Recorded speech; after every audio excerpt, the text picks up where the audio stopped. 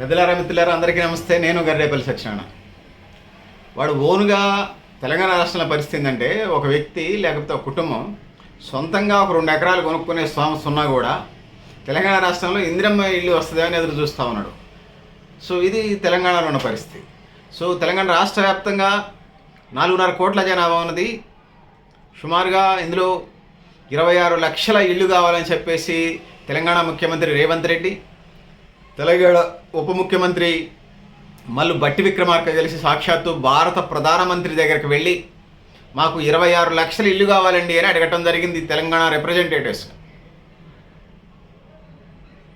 Role వెళ్ళి మధ్యలోగా చెప్పుకున్న సందంగా భారత ప్రధానమంత్రి పెద్దనాన్న నరేంద్ర మోడీ ఏం చెప్పాడంటే, దేశవ్యాప్తంగా 4 కోట్ల ఇల్లు అవసరం ఉన్నదనేది ఆయన చెప్పాడు.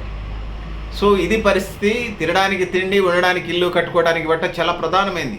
తర్వాత విద్యా, వైద్యం, ఉపాధి, సామాజిక న్యాయం, సమాన అవకాశాల సమాజం, సో స్కిల్ డెవలప్మెంటు, అవి అదనం, భూ పంపిణీ, సో రాజ్యాధికారంలో ఓటా, మేమెంత మాకంతా అది ఒక భాగం.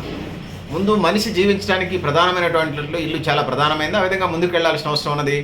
సో ఏది ఏమైనప్పటికీ కూడా సెలక్షన్స్ చేసేటప్పుడు మొదట నిరుపేదలు, తర్వాత పేదలు, తర్వాత సామాన్యులు, తర్వాత దిగువ మధ్యతరగతి, తర్వాత మధ్యతరగతి, తర్వాత ఎగువ మధ్యతరగతి, తర్వాత మీరు ఎవరికైనా ఇచ్చుకోండి. ఇది సెలక్షన్ ఉండాలి.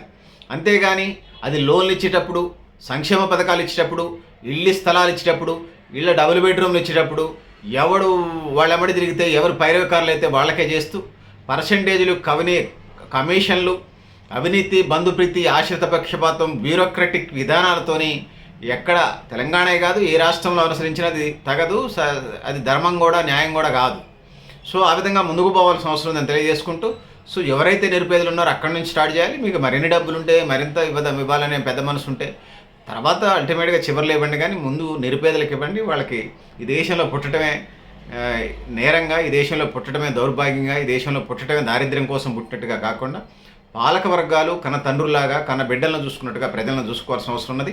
ఆ వైపుగా ముందుకు వెళ్లాల్సిన అవసరం ఉందని తెలియజేసుకుంటూ, సో పెద్దలారా మిత్రులారా మీరు కూడా మీ అభిప్రాయాన్ని కామెంట్ బాక్స్లో రాయని తెలియజేస్తూ, నేను Garidepalli Satyanarayana, new Lakshya organisation. Thank you very much.